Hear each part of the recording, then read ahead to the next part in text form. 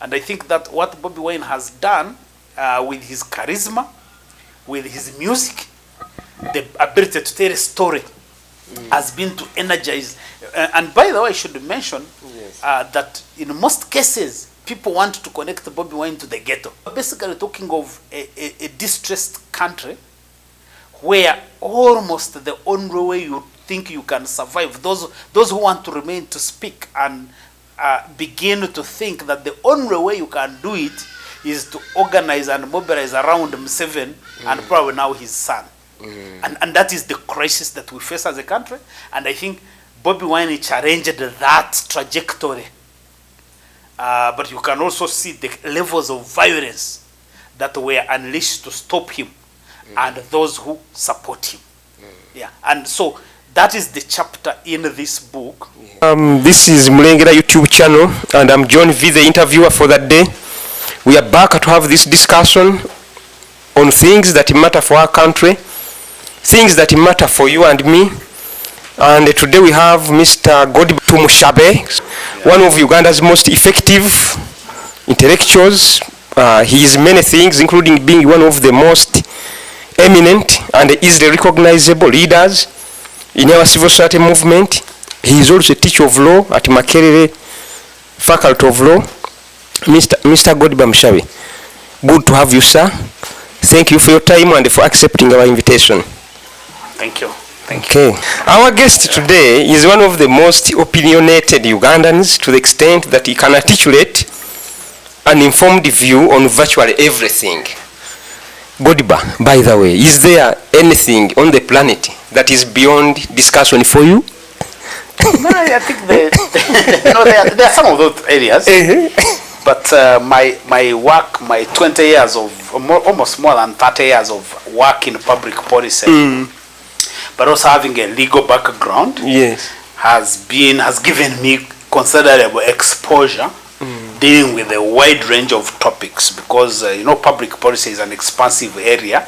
So when you combine it with teaching, with practice, then you realize actually you are able to cover up so many things. So if you think of the teaching, for example, I teach international law, I teach environmental law, and all those have a scope, a wide scope of coverage. But also, I've also been doing research for almost the rest of my work career. So you are able to do research, you are able to write, you are able to practice in many different areas. But I think it also takes talent and unique gifting, because there are people who have been at it longer and they are not this good. We must thank God for that. No, I thank God, and I will take it as a compliment if you say it. I will take it as a compliment. But in most cases, really, basically you feel like I want to be informed. I want to read. I think one of the things I value so much is that I can be a fast reader. So I read quite a lot. I'm very excited with reading a wide range of literature. Actually, in most cases, I read when I travel, international travel. Normally, if I'm traveling from here to the US, I'll buy a book, read it up to the US, and by the time I'm coming back, I'm finishing it. So and that's how you keep replenishing your. Absolutely. Absolutely. Unfortunately, we don't have so many people of that caliber today. Anyhow, today we are basically here to discuss two things, namely the contribution of the Ugandan diaspora to our country's politics and the impact of Bobi Wine-ism. The impact of Bobi Wine-ism on our body politic as a country. Godiba, this gentleman, Bobi Wine, came to the political scene in 2017, and roughly 5 to 6 years later, a lot has changed. The political terrain of our country will never remain the same again. Some have credited him for bringing in the new momentum that has re-energized the struggle for a better governed country. He has inspired millions of young people in the ghettos to stop being indifferent about how their country is governed. Now, sir, as a scholar, if you were to write a book about the political history of Uganda for the last 5 to 6 years, what would that chapter about Bobi Wine-ism read like? Very interesting question. Actually, the book, yeah, I like the idea that you are saying a chapter of 5 to 6 years. But the book, the real book, the history book of Uganda is a book that starts with probably with the pre-colonial. You are able to do the colonial, then you are able to do the independence and post-independence. In essence, the history of Uganda can be told from many angles. Sir, if we looked at the 5 years of his from 2017 to it would be a wrong way of telling that history. I just wanted to start off by saying that when you look at Bobi Wine and his contribution, you need to understand it from the many people who have made several contributions to the history of this country. You know, if the chapter has the book has many chapters, it has many people, and the Bobi Wine comes in terms of how do you re-energize a sluggish or even reversing democratic process. So that chapter is not complete until you talk about the eminent citizens, the General Mugisha Muntus of this world, the Miriam Matembes, the Jaberi Bidansaris who stood up and said and opposed the removal of from within. Yeah, that chapter is not complete until you are able to talk about the immense contribution that has been done by Dr. KizzaBesigye right from 2001 when he ran for elections. So Bobi Wine continues that legacy, and I think that his main contribution is one, being able to reactivate the civic consciousness of a big cross-section of the people, but also bringing in the young people. Not only the young people, but also the people in the ghetto. You know, when people feel like we have been left behind, this is no longer about us. Yeah, so they become spectators in the political process. And I think that what Bobi Wine has done with his charisma, with his music, the ability to tell a story, has been to energize. And by the way, I should mention that in most cases, people want to connect Bobi Wine to the ghetto. But I know the many Ugandans across this country, across professional disciplines, across socio-economic strata, across religious terrain, that believed in the message that Bobi Wine was carrying, which is to say, oh, we need to take back our country. Because practically you can, I hope that you agree with me, and probably many of our viewers will agree with me, that the country has been stolen from us. President Museveni and his group, whether it's called NRM, whatever it is, they have stolen the country from us. We are almost all of us look like captives. In our last interview, I talked about people talking in hushed voices.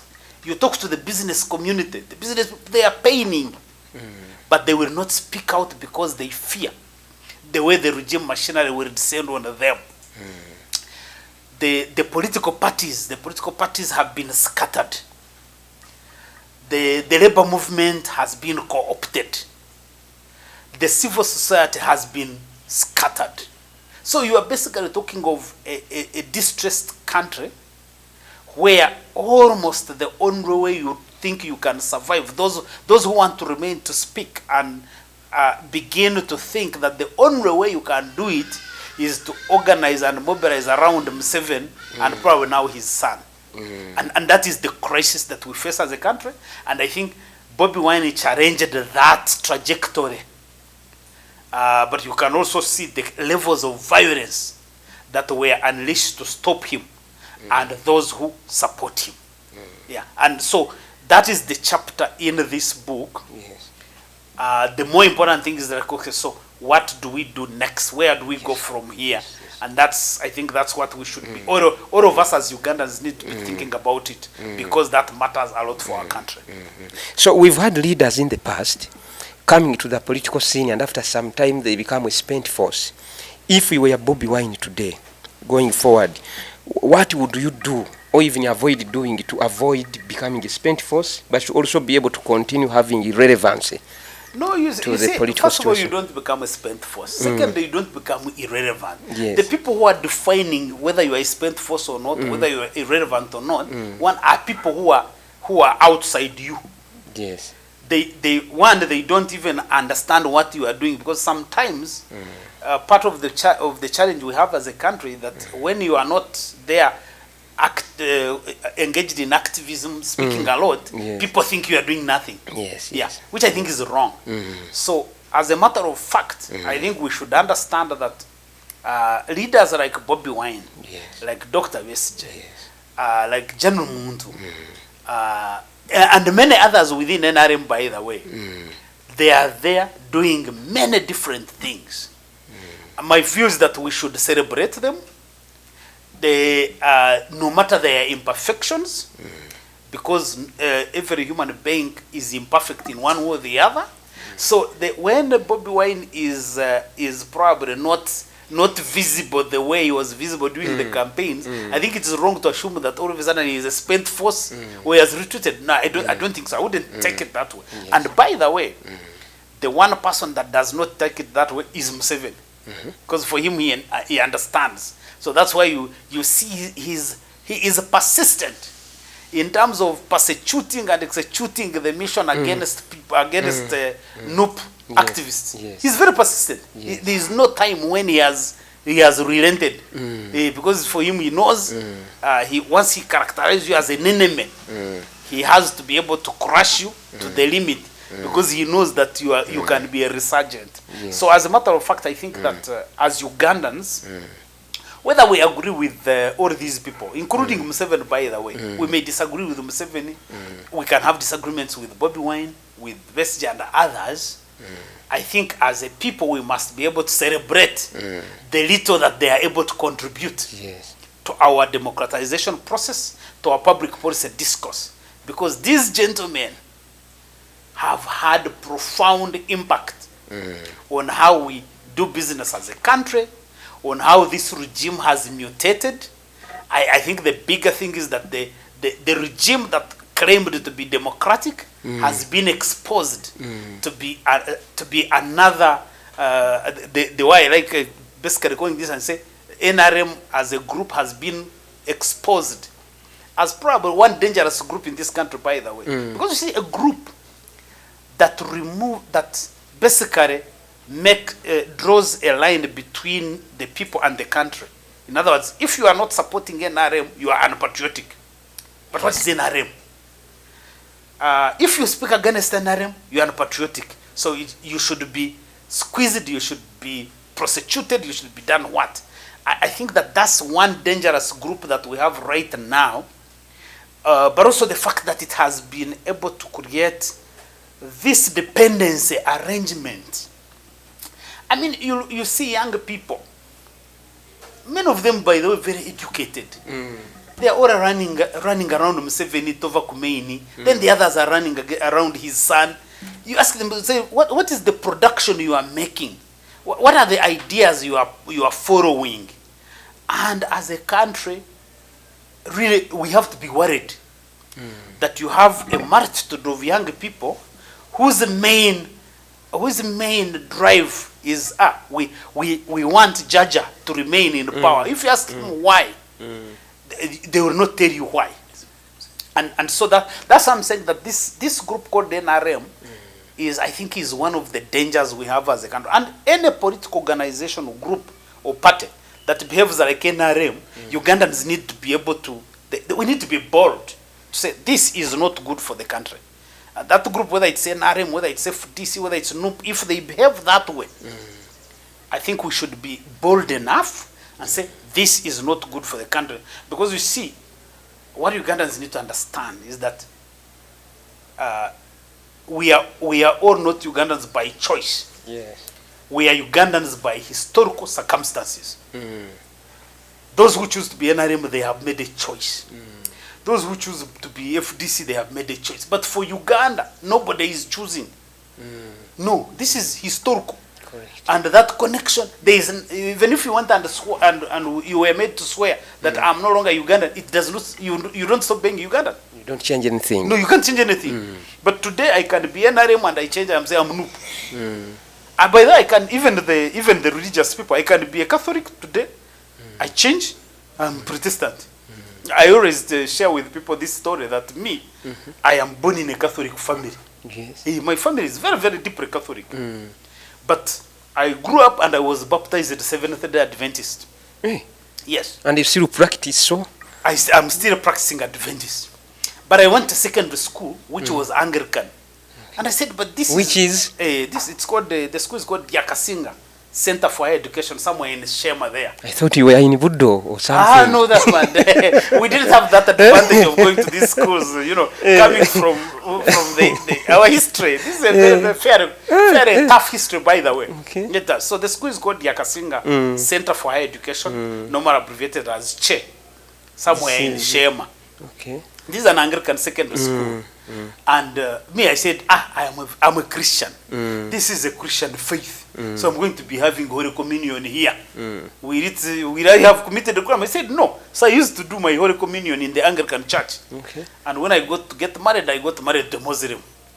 Yeah. And so, you became a Hajj or something? No. We are still Adventists. Okay. But the point I'm trying to make is that people need to understand that fighting for Uganda must be part of our core mission as a people.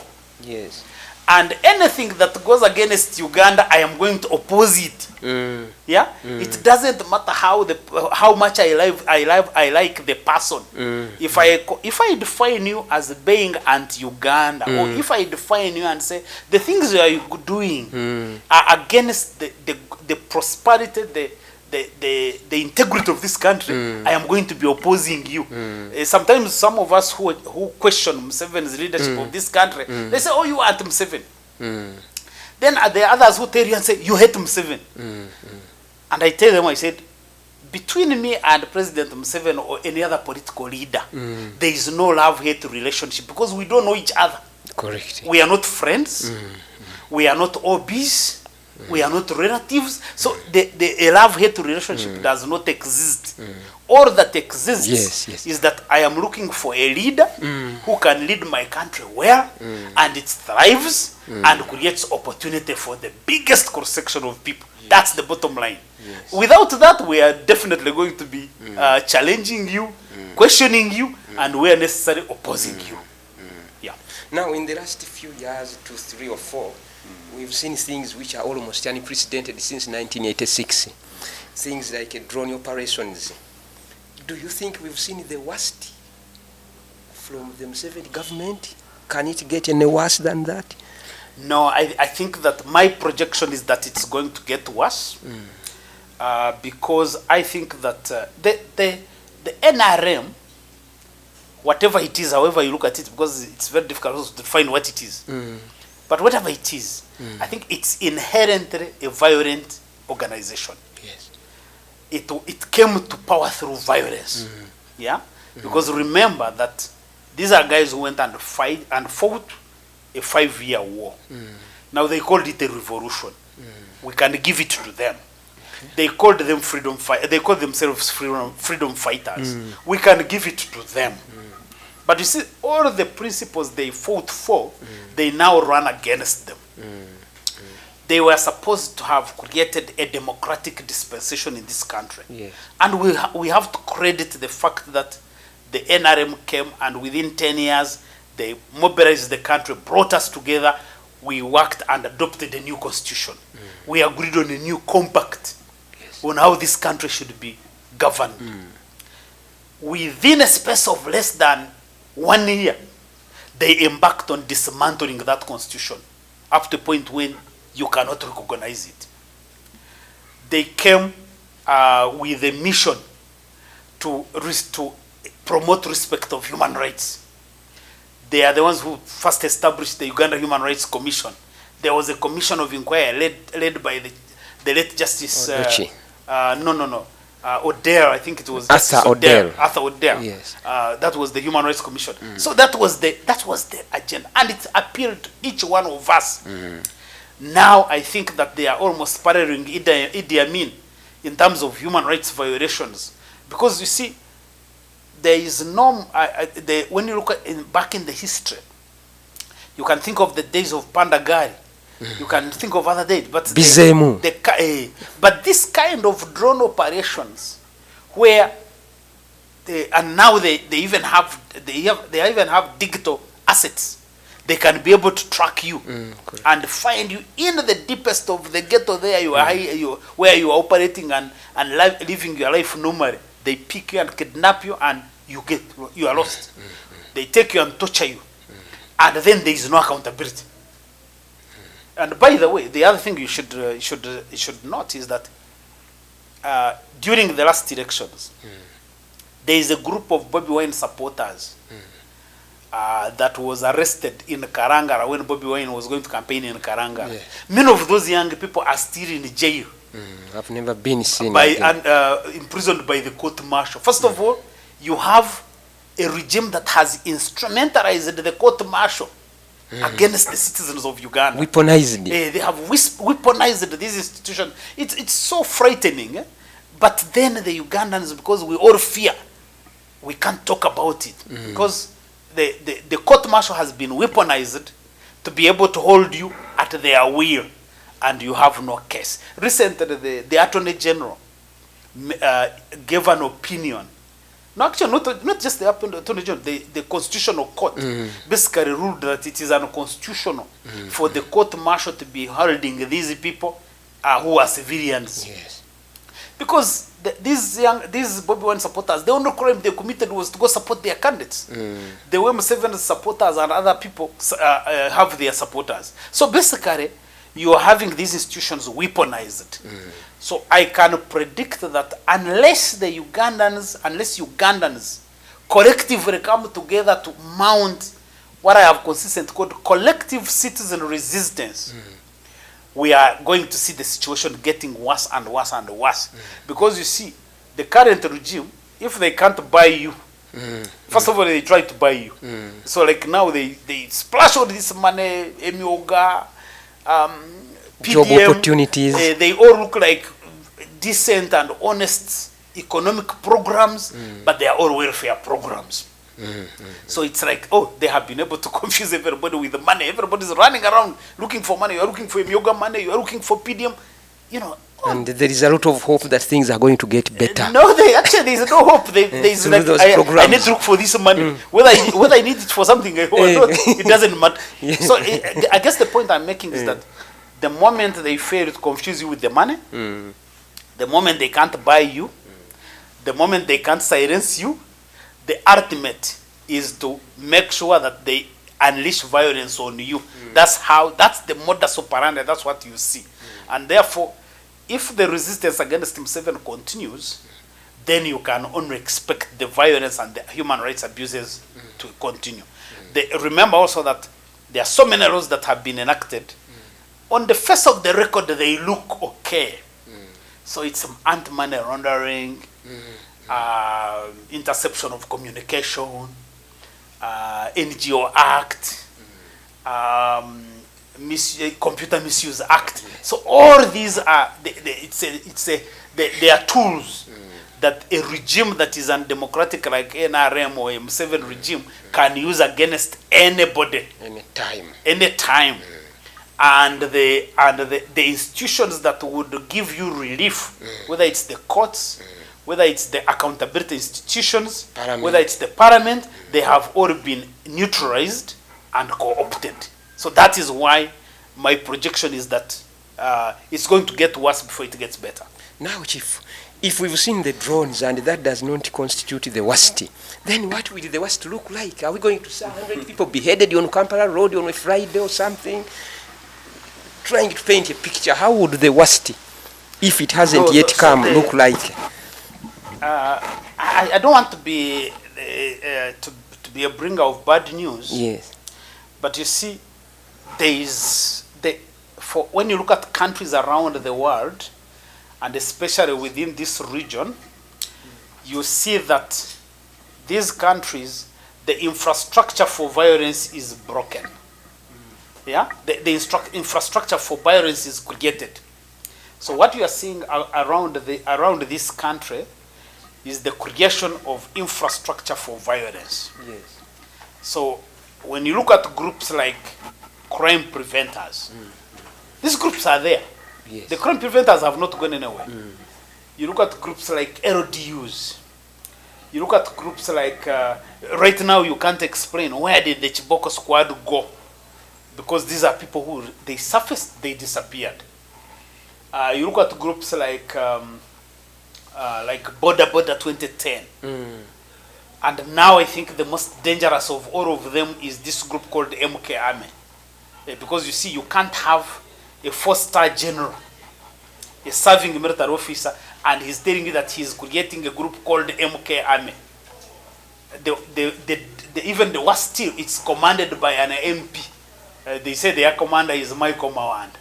This is an MP that swore to defend and protect the Constitution. But in his mind and all of them around around this young man, none of them appreciate that they are violating the Constitution of Uganda in another country where people are serious. These guys should be charged with treason. These guys who are there, first of all, campaigning for Moses' presidency, then creating an army, a militia called the MK Army. These guys should be in court. Because remember that even when Bobi Wine was here with his red beret, they even had to enact a law to stop these young people from putting on beret, and then they started arresting them.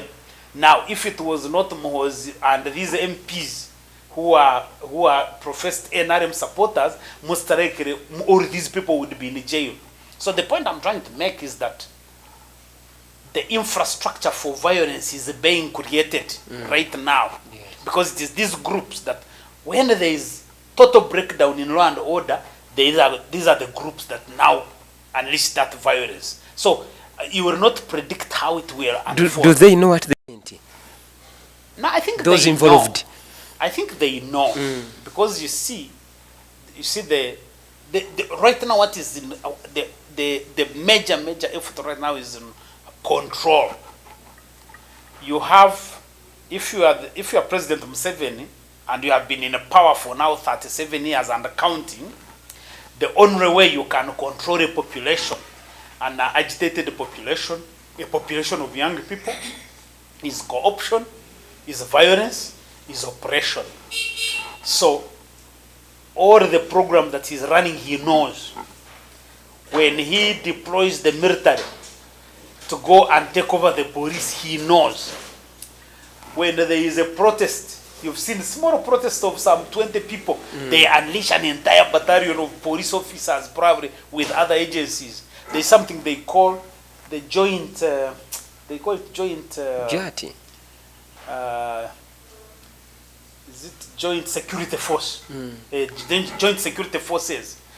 It's very, very deliberate because ordinarily the Uganda police should be the one dealing with law enforcement and compliance. When they say joint security forces, they commit all kinds of atrocities and no force is accountable. None of those groups is accountable. In most cases, it is the military which is leading the operations. When the Ugandans ask questions, these guys say, refer to police. You ask the police. The police look like they are innocent guys who have been ordered into an operation. So I guess what we need to understand, and I say this with a sense of urgency, that we need to, as Ugandans, we need to help President Museveni to say, the trajectory on which you are taking us, it works for you if you want to be a life president, but it doesn't work for Uganda. Yeah. If you are a Museveni enthusiast, this thing works for you, but it doesn't work for Uganda. And that's why I keep on saying, I say, at the end of the day, I think that each one of us has a responsibility to be able to work towards creating a situation where President Museveni realizes that he only wins when Uganda wins. You can't win on your own. You can't win as NRM. You need to get Uganda and Ugandans to win. That's when you win as president.